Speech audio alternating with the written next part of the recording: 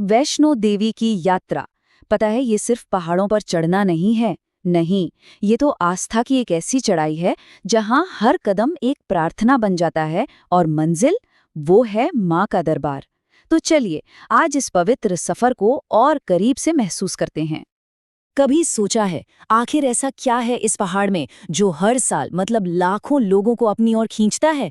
कौन सी शक्ति है वो जो बुजुर्गों को हिम्मत दे देती है और बच्चों को भी जोश से भर देती है इस मुश्किल रास्ते पर चलने के लिए? चलिए आज इसी सवाल का जवाब ढूंढते हैं। ये यात्रा असल में आस्था की एक परीक्षा है। कटरा से शुरू होता है ये सफर, और ये जो 13 किलोमीटर का पहाड़ी रास्ता है ना, ये सिर्फ दूरी नहीं नापता। नहीं, ये तो भक्तों के समर्पण, उनके संकल्प सबको परखता है। अच्छा, इस यात्रा के हर मोड़ का जो महत्व है उसे समझने के लिए हमें पहले उस पौराणिक कथा को जानना होगा जहां से इस जगह की शुरुआत हुई। तो चलिए सबसे पहले वैष्णो देवी की कहानी सुनते हैं। तो कथा कुछ यूं है कि एक जमाना ऐसा आया जब धरती, हमारी भूदेवी, असुरों के अत्याचार से कांप उठी थी, और तब उनकी पुकार ने देवलोक तक को झकझोर दिया। और तब त्रिदेवों ने, यानी ब्रह्मा, विष्णु और महेश ने अपनी सारी शक्तियों को एक किया, और उससे एक दिव्य ऊर्जा का जन्म हुआ। और पता है, इसी ऊर्जा से एक ऐसी देवी प्रकट हुई जिनके तेज के आगे ब्रह्मांड का हर अंधेरा फीका पड़ गया। उनका नाम था वैष्णवी। उन्होंने धर्म की स्थापना की, असुरों का संहार किया, और फिर आत्मकल्याण के लिए हिमालय की गोद में ध्यानमग्न हो गई। और हाँ, वही जगह आज वैष्णो देवी का पवित्र धाम कहलाती है। तो ये तो थी कथा, पर आज भी लाखों भक्त उसी देवी के दर्शन के लिए उस मुश्किल रास्ते पर चलते हैं और अपने हर कदम से मानो उस कहानी को फिर से जिंदा कर देते हैं। तो चलिए अब इस असली यात्रा की शुरुआत करते हैं। 13 किलोमीटर कटरा से भवन तक की ये चढ़ाई सिर्फ एक फासला नहीं है, ये एक परीक्षा है, संकल्प की, भक्ति की और सहनशीलता की। और इसी परीक्षा को हर साल लाखों लोग जय माता दी के जयकारे के साथ पूरा करते हैं। यात्रा का जो पहला पड़ाव है वो है दर्शनी दरवाजा। कहते हैं यहीं से त्रिकुटा पर्वत की वो पहली झलक मिलती है जो भक्तों को एक इशारा देती है कि मंजिल अब ज्यादा दूर नहीं। ये उस दिव्य दर्शन का पहला संकेत है, समझिए। इस पूरी यात्रा का बस एक ही लक्ष्य है, दर्शन। अब ये जो संस्कृत शब्द है ना, इसका मतलब सिर्फ आंखों से देखना नहीं है। नहीं, ये असल में उस दिव्य ऊर्जा को अपने अंदर महसूस करने का नाम है, और इसी के लिए ये सारी तपस्या की जाती है। तो ये जो 13 किलोमीटर का लंबा रास्ता है, इस पर कई अहम पड़ाव भी आते हैं। ऐसी जगह जहाँ भक्त थोड़ा रुकते हैं, देवी माँ को याद करते हैं और आगे बढ़ने की ताकत जुटाते हैं। चलिए इन पड़ावों के बारे में जानते हैं। वैसे ज्यादातर लोग तो इस यात्रा को पैदल ही पूरा करना चाहते हैं, इसी को सबसे बड़ी तपस्या मानते हैं। पर माँ का दरबार तो सबके लिए खुला है, इसीलिए जो भक्त चल नहीं सकते उनके लिए टट्टू, पालकी और हाँ, हेलीकॉप्टर की सुविधा भी है। यात्रा के बीच में एक बहुत जरूरी पड़ाव आता है, सांझी छत। ये एक बहुत ही खूबसूरत पठार है जहां से पूरी घाटी का नजारा कमाल का दिखता है। यहाँ आकर यात्री थोड़ा आराम करते हैं, इस सुंदरता को देखते हैं और आगे की चढ़ाई के लिए फिर से हिम्मत जुटाते हैं। आपको पता है, सांजी छत समुद्र तल से करीब 6200 फीट की ऊंचाई पर है।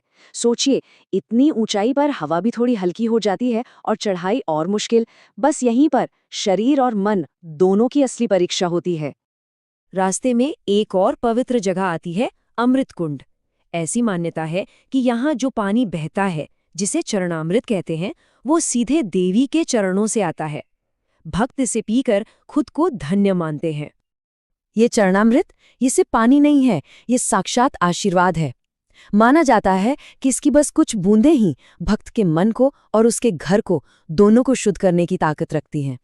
घंटों की चढ़ाई, अटूट विश्वास और जय माता दी का जयघोष, इन सब के बाद तीर्थयात्री आखिरकार अपनी मंजिल पर पहुंचते हैं, उसी जगह जिसके लिए ये सारी तपस्या की गई। और ये है आखिरी मंजिल, पवित्र वैष्णो देवी भवन। यही वो पवित्र गुफा है जहां माँ का वास है। लोग कहते हैं कि यहाँ पहुँचते ही यात्रा की सारी थकान एक पल में गायब हो जाती है और मन को एक ऐसी शांति मिलती है जो कहीं और नहीं मिलती। उस पवित्र गुफा के अंदर देवी किसी मूर्ति के रूप में नहीं है, बल्कि वो 3 प्राकृतिक चट्टानों के रूप में विराजमान हैं। इन्हें पिंडियां कहा जाता है, और ये जो 3 पिंडियां हैं, ये महाकाली, महालक्ष्मी और महासरस्वती तीनों देवियों की शक्ति का प्रतीक हैं।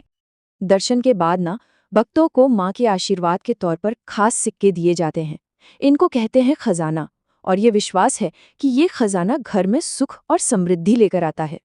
प्रसाद में एक और खास चीज मिलती है, अखरोट।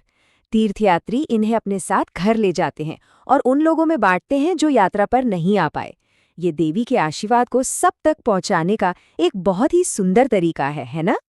तो देखा, वैष्णो देवी की ये यात्रा सिर्फ 13 किलोमीटर की चढ़ाई नहीं है। ये तो विश्वास, त्याग और भक्ति की यात्रा है। और ये हमें एक बहुत गहरे सवाल पर लाके छोड़ देती है कि आखिर वो क्या चीज है जो एक मुश्किल सफर को एक पवित्र तीर्थ यात्रा बना देती है। शायद इसका जवाब हर भक्त के अपने अनुभव में ही छिपा है। नमस्ते। आज हम एक बहुत ही खास विषय की गहराई में उतर रहे हैं। हमारे हाथ में है अमर चित्रकथा की वैष्णो देवी कॉमिक्स। हाँ, और ये सिर्फ एक कॉमिक्स नहीं है। बिल्कुल। इसमें एक तरफ तो देवी की पूरी पौराणिक कहानी दी हुई है, और दूसरी तरफ उसी कहानी से जुड़ी जो तीर्थ यात्रा है उसका पूरा नक्शा है। तो आज हम यही करने वाले हैं, इस कहानी और इस असल रास्ते को, मतलब इस मैप को एक साथ रखकर समझेंगे। ये समझने की कोशिश करेंगे कि कैसे एक पौराणिक कथा जमीन पर एक असल सफर बन जाती है, और इस सफर कितना मायने रखता है। हाँ, ये बहुत दिलचस्प है, क्योंकि ये स्रोत हमें सिर्फ ये नहीं बताता कि क्या हुआ, बल्कि ये भी दिखाता है कि वो जगह असल में कहाँ है। मतलब ये कहानी और भूगोल का एक संगम है। एकदम। हर मोड़, हर चढ़ाई, हर पड़ाव, वो सब उस बड़ी कहानी से जुड़ा हुआ है। तो चलिए फिर शुरू करते हैं। बिल्कुल। सबसे पहला सवाल तो यही उठता है कि इस पवित्र स्थल की, मतलब इसकी जरूरत ही क्यों पड़ी? कहानी शुरू कहाँ से होती है? देखिए, स्रोत के मुताबिक इसकी शुरुआत तब हुई जब धरती यानी भूदेवी असुरों के बढ़ते अत्याचारों से पूरी तरह त्रस्त हो चुकी थी। अच्छा। वो मदद के लिए त्रिदेवों के पास गईं, ब्रह्मा, विष्णु और शिव। और उन्होंने मदद की होगी, जाहिर है। यहीं पर कहानी थोड़ी अलग हो जाती है। हैरानी की बात यह है कि वो भी इस समस्या का कोई सीधा हल नहीं निकाल पाए। वो भी असहाय थे। अरे, ये तो बहुत ही अनएक्सपेक्टेड बात है। और यहीं से कहानी एक बहुत जरूरी मोड़ लेती है। अक्सर हम पौराणिक कथाओं में देखते हैं कि जब भी कोई बड़ा संकट आता है तो कोई पुरुष देवता अवतार लेते हैं। हाँ, बिल्कुल। लेकिन इस स्रोत में दिखाया गया है कि जब त्रिदेव भी कुछ नहीं कर पा रहे थे, तब देवियों ने मोर्चा संभाला। सरस्वती, लक्ष्मी और पार्वती, तीनों ने एक साथ। तीनों ने अपनी शक्तियों को, अपनी ऊर्जा को एक साथ मिलाया। अच्छा, तो ये किसी एक देवता का अवतार नहीं था, ये तो सृष्टि की 3 सबसे बड़ी स्त्री शक्तियों का संगम था। बिल्कुल। और उस मिली जुली ऊर्जा से वैष्णवी का जन्म हुआ। स्रोत में उन्हें एक ऐसी देवी बताया गया है जिनकी शक्ति का कोई मुकाबला ही नहीं था। कोई तोड़ नहीं था। वो सिर्फ एक योद्धा नहीं थी, बल्कि ज्ञान, समृद्धि और शक्ति, इन सब का एक जीता जागता स्वरूप थी। यहाँ एक बात गौर करने वाली है ना, ये कहानी स्त्री शक्ति को केंद्र में रखती है। एकदम। ये दिखाती है कि एक ऐसी समस्या थी जिसे पुरुष देवता नहीं सुलझा पा रहे थे, और उसका हल स्त्री शक्ति के एक होने से निकला। हाँ, तो वैष्णवी ने असुरों से एक भयंकर युद्ध किया और धरती को उनके आतंक से मुक्त कराया। लेकिन कहानी यहाँ खत्म नहीं होती। नहीं, असल में यहाँ से तो कहानी शुरू होती है। हाँ, यही तो सबसे दिलचस्प हिस्सा है। जब वैष्णवी ने अपना काम पूरा कर दिया तो तीनों देवियों ने उनसे कहा कि वो स्वर्ग वापस न लौटें। उन्होंने कहा कि पृथ्वी पर ही रहें और मानवता का मार्गदर्शन करें। स्रोत में एक बहुत सुंदर लाइन है। वो कहती है, तुम्हारा काम अभी खत्म नहीं हुआ है, तुम्हारी कहानी तो अभी शुरू हुई है। वाह। इसके बाद वैष्णवी ने ध्यान में लीन होने का फैसला किया और वो वैष्णो देवी कहलाईं। और उन्होंने अपने ध्यान के लिए जो जगह चुनी वो थी हिमालय की त्रिकुटा पहाड़ियां। आज का जो मंदिर है, जो पवित्र गुफा है, वो वही जगह है। तो जिस जगह पर कभी असुरों का नाश हुआ था, वो अब आस्था और शांति का सबसे बड़ा केंद्र बन गया है। ये एक तरह का रूपांतरण है, हिंसा से शांति की ओर, युद्ध से ध्यान की ओर। तो ये तो हुई पौराणिक कहानी। लेकिन ये कहानी सिर्फ किताबों में नहीं है, ये जमीन पर भी जिंदा है। बिल्कुल। अगर आज कोई वहां जाना चाहे तो ये सफर कैसा दिखता है? हमारे स्रोत में इसका एक पूरा नक्शा है। हाँ, जो कहानी को जमीन पर उतारता है। यात्रा जम्मू के पास कटरा नाम के शहर से शुरू होती है। और ये कोई सीधी सपाट सड़क तो है नहीं? नहीं, बिल्कुल नहीं। मंदिर तक की दूरी है 13 किलोमीटर और ये पूरी दूरी एक पहाड़ी चढ़ाई है। 13 किलोमीटर। हाँ, और स्रोत में एक बात साफ तौर पे लिखी है कि आजकल पौनी, पालकी और हेलीकॉप्टर जैसी सहूलियतें हैं। लेकिन आज भी ज्यादातर लोग इस रास्ते को पैदल ही तय करना पसंद करते हैं। और ये जो शारीरिक मेहनत है, ये इस यात्रा का एक अटूट हिस्सा है। सोचने वाली बात है कि ये चढ़ाई सिर्फ एक रास्ता नहीं है, ये खुद में एक तरह की तपस्या है। हाँ, जैसे वैष्णवी ने असुरों से लड़ने के लिए अपनी शक्ति लगाई, शायद तीर्थयात्री भी उस मुश्किल चढ़ाई से गुजरकर अपनी श्रद्धा की परीक्षा देते हैं। बिल्कुल। ये सिर्फ मंजिल तक पहुंचना नहीं है, ये उस रास्ते को अनुभव करना है। हर कदम एक तरह का मंत्र बन जाता है। तो अगर हम नक्शे को देखें तो कटरा से निकलते ही पहला बड़ा पड़ाव कौन सा आता है? जो पहला बड़ा पड़ाव है वो है दर्शनी दरवाजा। दर्शनी दरवाजा, नाम में ही इसका मतलब छिपाया है ना। हाँ, दर्शन का दरवाजा। स्रोत के मुताबिक ये वो जगह है जहाँ से त्रिकुटा पर्वत की पहली साफ झलक मिलती है। एक तरह से यात्रा का आधिकारिक प्रवेश द्वार है ये। यहाँ पहुंचकर शायद यात्रियों को पहली बार एहसास होता होगा कि वो अपनी मंजिल के कितने करीब आ रहे हैं और सफर कितना लंबा होने वाला है। एक मनोवैज्ञानिक शुरुआत है। इस दरवाजे को पार करते ही आप उस पवित्र क्षेत्र में प्रवेश कर जाते हैं। और यहाँ से आगे? यहाँ से आगे नक्शे पर कुछ और पड़ाव दिखाए गए हैं। बाणगंगा, चरण पादुका। अच्छा, चरण पादुका और अधकुमारी। अब हमारी अमर चित्रकथा में इन जगहों की कहानियां विस्तार से नहीं है, लेकिन सिर्फ इनके नाम ही बहुत कुछ कहते हैं। हाँ, चरण पादुका का मतलब ही है पैरों के निशान। ये नाम ही अपने आप में कहानी है। बिल्कुल। ये पड़ाव यात्रियों को याद दिलाते हैं कि वो सिर्फ एक रास्ते पर नहीं, बल्कि देवी के छोड़े हुए निशानों पर चल रहे हैं। हर नाम इस 13 किलोमीटर के सफर में कहानी की एक और परत जोड़ता जाता है। सही कहा। ये सिर्फ मील के पत्थर नहीं है, ये कहानी के अध्याय हैं। और शायद ये पड़ाव यात्रा को छोटे छोटे हिस्सों में बांट देते हैं, जिससे श्रद्धालुओं को हिम्मत मिलती रहती है। हाँ, जैसे जैसे यात्रा आगे बढ़ती है, चढ़ाई और कठिन होती जाती है। और फिर आता है सबसे मुश्किल हिस्सा शायद। हाँ, फिर एक बहुत ही महत्वपूर्ण पड़ाव आता है जिसका जिक्र स्रोत में खास तौर पर है, सांझी छत। सांझी छत, ये कितनी ऊंचाई पर है? ये 6200 फीट की ऊंचाई पर है। ये इस पूरी यात्रा का सबसे ऊंचा बिंदु है। सबसे ऊंचा बिंदु। स्रोत में लिखा है कि ये एक छोटा सा पठार है जहां से पूरी घाटी का नजारा बहुत ही खूबसूरत दिखता है। मैं कल्पना कर सकता हूँ, घंटों की चढ़ाई के बाद जब कोई उस ऊंचाई पर पहुंचता होगा और नीचे फैली हुई घाटी को देखता होगा, सारी थकान एक पल में दूर हो जाती होगी। और यहाँ सिर्फ नज़ारे की बात नहीं है, सांझी छत पर पहुंचना एक बड़ी उपलब्धि है ना। बहुत बड़ी। ये वो जगह है जहां सीधी कठिन चढ़ाई खत्म हो जाती है। अच्छा। स्रोत में नक्शे को अगर ध्यान से देखें तो यहाँ से वैष्णो देवी भवन यानी मुख्य मंदिर तक का रास्ता नीचे की ओर जाता है। एक ढलान है। अरे वाह, मतलब आपने सबसे मुश्किल हिस्सा पार कर लिया है। अब आपकी मंजिल ढलान पर है। हाँ, ये एक बहुत बड़ा मनोवैज्ञानिक मोड़ है, राहत का एहसास। ये जो नक्शे में सांझी छत से भवन तक की ढलान है, ये भी दिलचस्प है। सबसे मुश्किल चढ़ाई के बाद एक राहत मिलती है। जैसे देवी के दर्शन से पहले मन शांत हो रहा हो।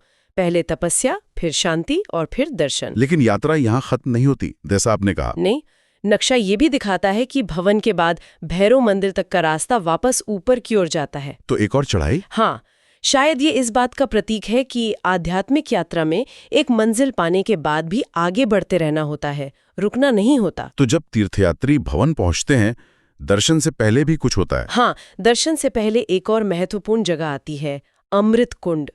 स्रोत में इसकी एक तस्वीर भी है। अमृत कुंड, ये जल कहाँ से आता है? यही तो इस जगह को और खास बना देता है। मान्यता के अनुसार ये जल सीधे गुफा के अंदर से आता है।